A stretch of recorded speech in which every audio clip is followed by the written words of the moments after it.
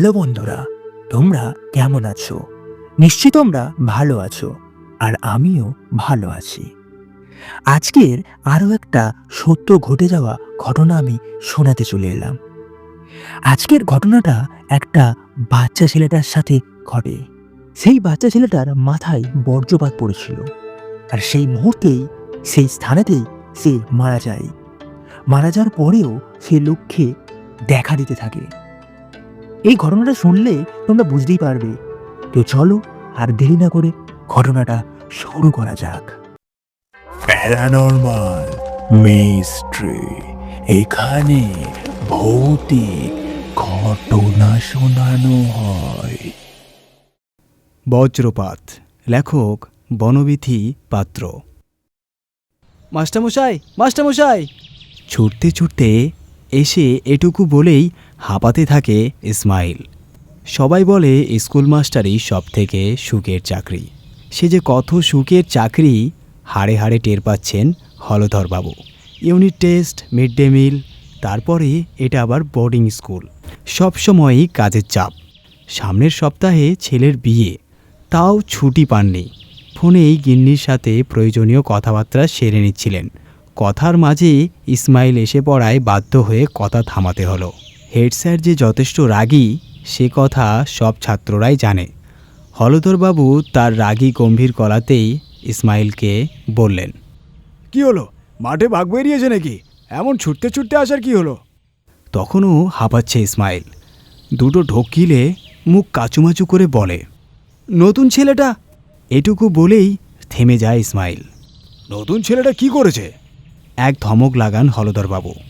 এবার আঙ্গুল তুলে পুরনো হোস্টেল বাড়িটার দিকে আঙ্গুল দেখিয়ে দেয় ইসমাইল। বলে, ওখানে ঢুকেছে ছেলেটা। আতকে ওঠেন হলধরবাবু। তোরা ছেলেটাকে বলিসনি ওখানে কারোর ঢোকা বারণ আছে? আমরা কেমন করে জানবো মাস্টারমশাই যে ও ওখানে ঢুকবে? আমরা সবাই মাঠে ফুটবল খেলছিলাম। হঠাৎ দিনেশ খেয়াল করে ছেলেটা দোতলার বারান্দাতে দাঁড়িয়ে আছে। আমরা সবাই ওকে ওখান থেকে চলে আসতে বললাম, কিন্তু ও ভিতরে ঢুকে গেল, এখনও বেরিয়ে আসেনি। হলধরবাবু আজ প্রায় ১৯ বছর আছেন ওই স্কুলে। তখন ওই বিল্ডিংটাই ছাত্রদের হোস্টেল ছিল। সেবার এক কালবৈশাখী ঝড়ের রাতে বাজ পড়ে হোস্টেলের একটা অংশ পুরো ভেঙে পড়ে। কয়েকজন ছাত্র মারাত্মক রকমের আহত হয়েছিল। মারা গিয়েছিল একজন ছাত্র। মুখটুকু বাদে শরীরের একটা অংশ বিশ্রীভাবে ঝলসে গিয়েছিল। আজ ১২ বছরের বেশি হয়ে গেল। এখনও সেদিনের ঘটনা মনে পড়লে শিউরে ওঠেন হলধরবাবু। তারপর বছর খানেক ওই বিল্ডিং অমন অবস্থাতেই পড়ে থাকে। হোস্টেলের ছেলেদের স্টাফ কোয়ার্টার্সে সরিয়ে আনা হয়।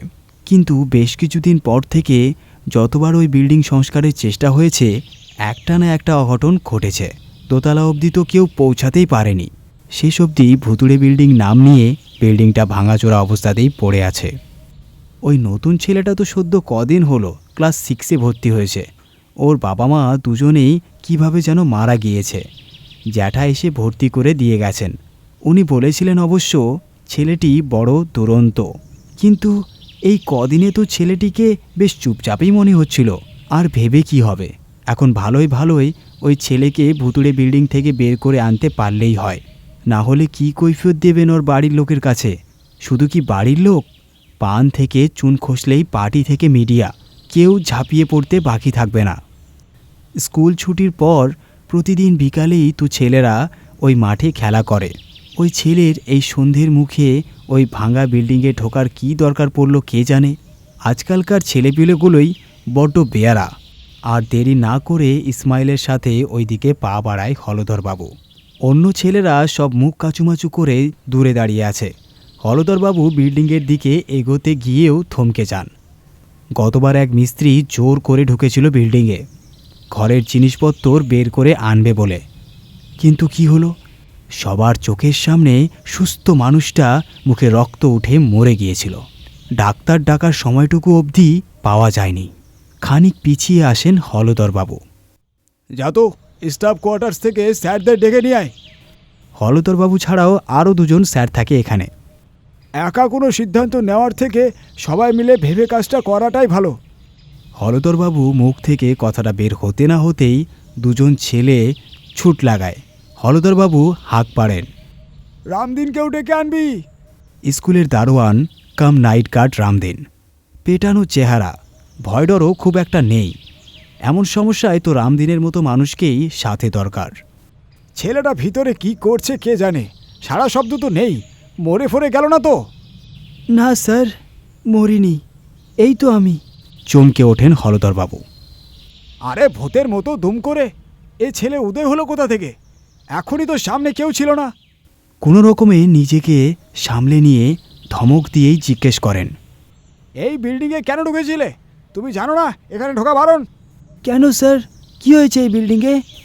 ছেলেটার কথায় কি ছিল কে জানে। কোনো প্রতিবাদ করতে পারেননি হলধরবাবু। তার বদলে সেদিনের এই ভয়ঙ্কর ঘটনার কথা ব্যাখ্যা করতে লাগেন।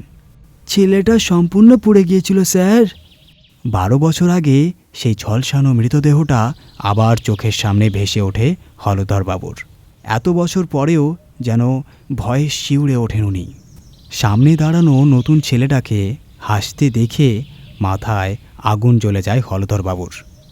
বাজখাই গলাতে জিজ্ঞেস করেন, হাসির কি হলো? ছেলেটা তার জামাটা খুলে ফেলে। দেখুন তো স্যার, এর থেকেও বেশি পুড়েছিল। চমকে ওঠেন হলধরবাবু।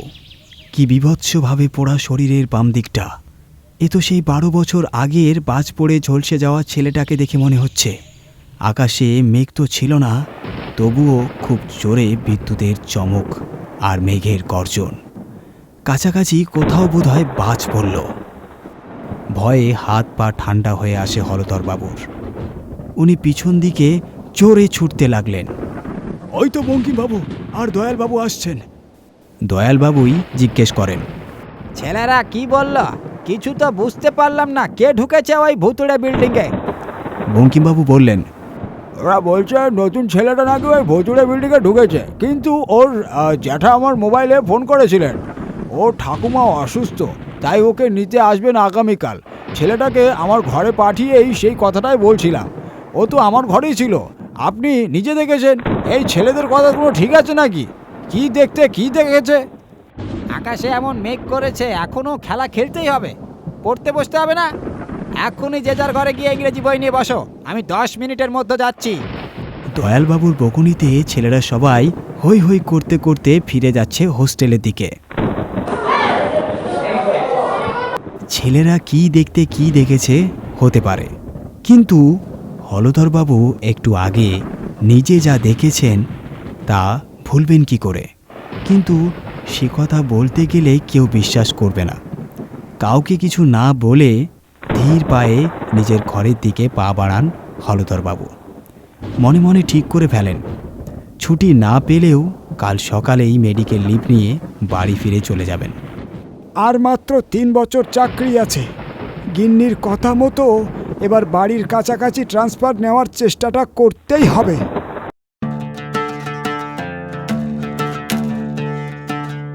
গল্পটা তোমাদের সবাইয়ের কেমন লাগলো?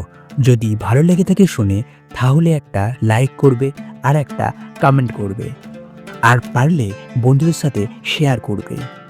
এই রকম আরও নতুন নতুন গল্প শুনতে আমাদের চ্যানেলটা সাবস্ক্রাইব করবেন।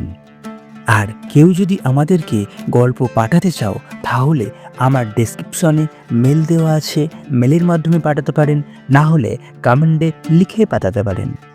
ধন্যবাদ।